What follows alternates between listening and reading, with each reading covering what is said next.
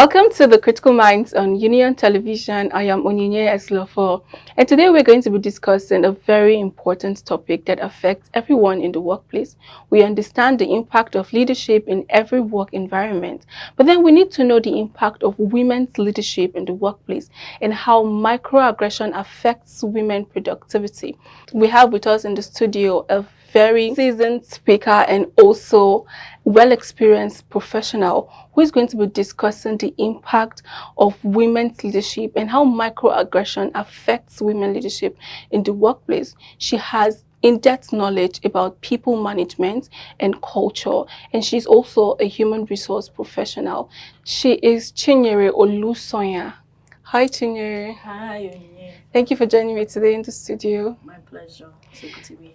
And I'm excited about the topic we're going to be discussing, and it's something that everybody needs to hear because while we are raising our voices and advocating for women empowerment and women being given more opportunity and space in the playing ground, it's also important that we understand that these women cannot do it alone and they need support. And that is why we are here today to discuss what their possible challenges are and how they've been able to pull through.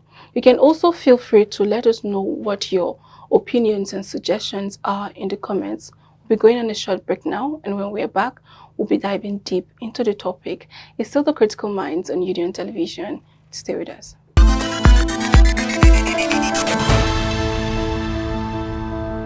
Welcome back to the Critical Minds on Union Television. We're still discussing the impact of microaggression on women's leadership in the workplace. And Chinyere is still here with us to talk about this. So I'd like to start by knowing what you think about women having positions or taking high positions in the workplace. Thank you once again, Onyinye, for bringing me to the Critical Minds at Union Television. The thing is, it's not, I don't think it should be an issue. I don't think there should be a problem having women in leadership. Same way we have men in leadership, a woman can also rise when she hones her skills to become a professional in any field she wants to play around with. And so if we can give the male folk a leverage, a platform for them to express themselves in their professions, I don't think there should be an issue with a woman doing the same. However, in the world of today, it's as though a woman rising is a problem. She's not supposed to. Why should she? Why shouldn't she? Really, a man goes to school. A woman goes to school. If you have, let's say, in university, in a class of 500, and you have both male and female given same opportunity to learn a course for 4 years and all come out with flying colors, both the male and the female. So at the workplace, why shouldn't a woman be given that leverage to thrive? So if from the get-go, men have always had that leverage, a woman should not be limited because she's a woman. No. I think it's a wrong bias against women that because somebody is a woman, person should not rise. It's a wrong notion at the workplace. You know, it's possible for a woman to rise, and then it's not like we're not saying don't rise, but don't rise beyond this level. Now, the question is, who set the level? Who has put the level there? If a man can rise to be a president, a woman can rise to be a president as well. We should have same space to express ourselves and express our skills and express our competences. Because I don't think a man should have where he can get to, and a woman wants to get there is now a barrier, or is now why? Because she's a woman. A woman, there shouldn't be a bar, because who set the bar? Who put the bar there? As far as a man can go, a woman can also go. So I don't think the male and female bias everywhere. I think it's a wrong conversation happening both at the workplace or anywhere else that conversation is even happening in the first place. But do you think their performance is going to be equal? Do you think they can be equally productive and helpful in the organization or anywhere they are working? Yes, they can. Yes, because at the workplace, when KPIs are set, you don't set them based on gender. You set them based on competencies and skills. But then women So, have their limitations. what They limitations could have it be? like childbirth, they have their monthly cycle. So there's this time of the month she's sick and then she's not even being productive. Okay, She's not working well. So how would she now lead? Especially when she's leading a team of men. great question. Now, the thing is, the fact that a woman menstruates, a woman gives birth, these are add-ons that come with being a woman. The fact that a man will be the head of a home when he gets married. The fact that when a man gets married, his wife will take on his surname, well, if they both decide to. Men get married too. They also give birth. However, they father the children, the woman gives birth to children. The workplace should be a place where, when we understand both the male and female areas of strength and weaknesses, we put up policies and processes that would help everyone thrive at their best. Now, in current employment laws in different countries of the world, they're coming to put up things in place like, okay, when you're on your period, you can take some time off work. When a woman gives birth, she has maternity leave. When a man's wife gives birth, he has paternity leave, can go on leave. So the workplace, a woman can be as productive as a man, which is why as women, because we understand things like giving birth, of course, body changes, menstruating, which is why even women, we are so packed with many things that a woman can multitask, which is something that men they are trying to do. But a woman can be in the office and she's thinking, okay, I have work to do. What am I going to do at home? A woman, she's like she's like a machine. So many things running at the same time. You see a woman who is as high as an MD, her home is still running intact. Now the thing is, we shouldn't even be asking, will they be productive? We should come to people should the workplace and every other the environment should come to ask women how do you do it, because everything goes smoothly, nothing falls apart. And because a woman knows that I don't want this thing that people see that is just biological to be seen as a limitation, women put things in place to ensure that those things are not seen as limitations or barriers to them. So if say a woman works like a machine and she can do this and do that, so does it not really confirm the statement about being a jack of all trade and master of none? So how can she now lead well? Okay, now the thing is, it's not being a jack of all trade, because you know that in your life you have different things that you are handling, having to put things in place, structures and systems, so that they can run either in your presence or your absence. Okay. Yes. So these are the things I mean when I say woman is like a machine. It's like a machine has various parts working simultaneously at different points in time. So because a woman knows that, oh, I'm a mother, I'm also a CEO or a CFO or the head of a department working with men. I'm also a sister. I'm also a friend. I'm also many things. I'm also, well, if he or she wants to go spiritual, I'm also like a pastor or a minister in my church or whatever it is she wants to do with her life. She knows that these are things I need to do. And having structures and systems that work, eventually handling some things, and even in your presence or your absence, some things run smoothly. So she has all of that going on and she's still standing up to her office and effectively managing everyone. Yes. So how then is it why is it that when a woman is leading to a particular extent, let's say she keeps climbing the corporate ladder and she gets to a point where it seems like she's always been fit for others, but at this point going further she doesn't seem fit for that particular position. Why would she have to struggle for it? When when you start something, you don't really have to you've proven yourself that at every level you get to is a pass. But now it's time for you to probably become the GCO or become the director general. And there is this thing of you're not capable, you can't do it, you've been doing all this well, but this is more like a man sits. Okay, so I think it's still It still continues our conversation. It's just a bias Okay. that if a woman has grown to a particular level, she's not seen as being fit. Those are biases that till date still going on against women. If she has been able to prove herself from when her career started, and over time it has been seen that this person is competent, this person has what it takes to take this company to the next level, why should the person not get to that level because you feel she's a woman?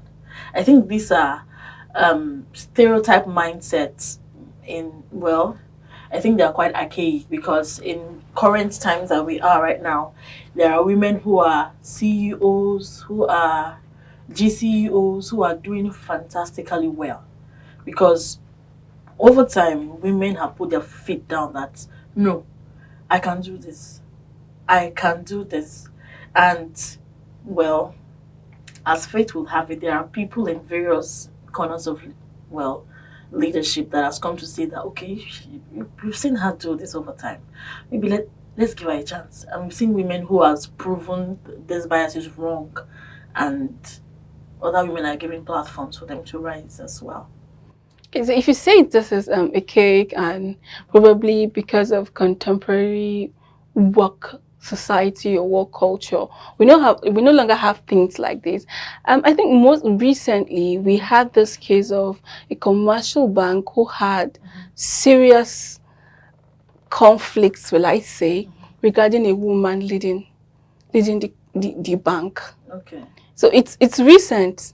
So what do you say in that kind of a situation when we know she has everything?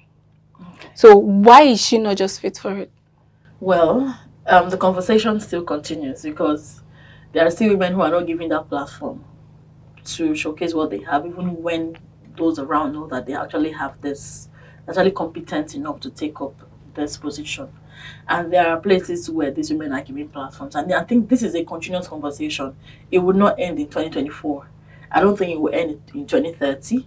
But before now, 10 years before now, 20 years before now, it was a struggle. I think now we are getting leverage, but still, there's still much work to be done because we still have cases, like you mentioned, where a woman is a problem for a woman to lead a bank. But there are other women who are leading other banks. So I think over time, this is not a topic that would end anytime soon. It would continue to exist, and women would continue to shatter the roof and get to those levels. Absolutely. Yeah. But there's this thing again about female bosses. I don't know. I want to believe it's a myth, but just feel like, or people will often say female bosses are too aggressive, or they are too wicked and strict and this and that. I prefer to work under a man. Than a woman. So the thing is, there are people who have had experiences of female bosses who are, in quotes, not so fantastic, right? And they themselves now become bosses. Maybe they're following that tail as well. And there have been situations where, because of what has been happening in society, women are just, they want to just grow thick skin overnight and say that because this is how they view women, I want to now become extra, as in nobody can touch me, nobody, I'll do anyhow I like, I'll show that I'm the boss. Sometimes the society have made people become who they They're are not. not. Yeah. On the flip of it, since my career started, I have always, all my bosses have been females. All of my bosses from when my career started in 2015 till date, I've, I could have like one or two managers, but direct line managers have always been females, and they've been fantastic. They've been good women who have, of course, they've had their moments. And I've also worked with in places where my direct line is a female. Probably I have a manager who is not my direct line, but work in the same team, and who has also flipped at some point as well. Probably work pressure. Everybody faces work pressure, both male and female. How they react to these things is now based on their personalities, right? So because somebody reacts negatively to work pressure, and you want to now kill the person because the person is female, and the man would do such, you'd be like, hey, it's okay. No, both ways. If you react negatively towards your team because of work pressure, either you're male or female, it is wrong. think she will to establish that it is wrong, male or female. You're under pressure. She find a way to manage it, find a way to contain it, find a way to, so that it's not as though because you're under pressure, let everybody under you should die because you're under pressure. They should feel. They should also. Sometimes it's not so necessary. But all the females I've worked with, they've all been female, married women, and they've done. I've not had to say, I wish I don't have to. I mean, no, because I've seen them, women who are married with kids, they have other areas of their lives that they are also doing one or two things, and you see them thriving in, and you're wondering how do they even put these things together? And the person is the head of the department. How is she even doing it? How is she wrapping her head around and everything is going smoothly and she's just one person? It's not as though she's two, she's just one. So I've always been inspired by all of the bosses I've worked with because I've seen them do things. I'm like, how does someone can do this? You give birth, you're the head of the department, you're married, some are even pastors' wives, and they'll still do ministry almost every day of the week. I've had to work with one that while working, probably while work is ending, she's calling, oh, they're fixing women meeting for this one, she's calling, all at the same time. I think it's not a gender thing. There are male bad bosses too, and there are female bad bosses too. Absolutely. Yeah. So I think the conversation should not be because of person's gender. Person is female, so yeah, just it's about personality. Yeah, person's character and personality. I think that's the point we should be looking at, not because person is female, but then we're in Nigeria, we're in Africa, the conversation. Yeah, so continues. it's usually about, sometimes people make it look like it's about being a woman. So if it's a man, he wouldn't want to react like this, or he wouldn't even act in this manner. So I think a man would naturally or by default give me a soft landing. Okay. But women will want you to work. They cannot even allow you to relax and all of that. But then we still have cases where a female has a male who is a superior, and this man is not allowing this woman to express herself. Yeah, there are cases like that, yes. So how does she now bring out her potentials if she's not given the opportunity to? So, like we were saying, it's not really a gender thing. There are females who would give you that leverage. There are males who would. And there are females who would not, and males who would not. So for such a person, where your supervisor is a male and is not giving you leverage, I think over time, probably if it's become something that he or she cannot take, sometimes I think that make people leave organizations because people actually leave bosses. Yeah, maybe I really can't take this anymore. This person is not. There's no leverage for growth here. There's no career progression. So it's not down to the person. If you feel that it can be reported, if it's an organization where there is equity and justice, and you can actually report a superior who is doing this to you, the person should go ahead and do what the policy says. If it means reporting to a higher, probably somebody higher, of course, there's someone higher than your supervisor that you report such a thing to.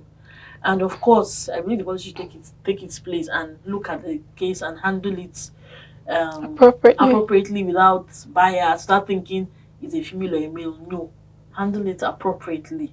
Such a female will be able to thrive. Probably the supervisor is changed, or supervisor is cautioned. We've received this thing about you. Kindly look into it. Yeah. Absolutely. So you're saying the person can just leave the organization when they feel like it's not working for them and your boss is not giving you the opportunity to express yourself. Because if the person should really remain there, they will not be their best self. And this thing, the pressure and all, somebody is just sitting on it. Yeah. It's really amazing. Thank you for the insights and the wonderful exposure of what is not, because people just take these things from society and from what they hear around them. Some people don't even understand that there is need to adequately document what you're doing and how you've been interacting with people, so that you have what you can make reference to, and it's substantial. It's something that cannot be denied. Just like messages, responses. So when the policy wants to take its full course, There's nothing limiting it. It's really been interesting having this conversation with you. Thank you for joining me in the Thank you, studio Nini. today.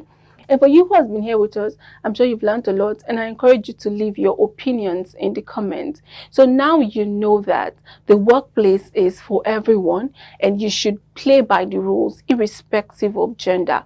If a woman is leading you, work with her, give her the support she needs, like you would give a man. Don't be that person who is fighting the organization. Don't be that person who is standing in the way of productivity. Don't be that person who is stopping the organization from moving forward because of your personal ideology about women. If you cannot work with women, it's okay, but don't put them down. The same way you would appreciate your sister, your daughter, or your female friend rising. That is how you should appreciate that woman who is in that position of authority and who you're working under. Don't tear the company apart, but it's okay for you to take yourself out.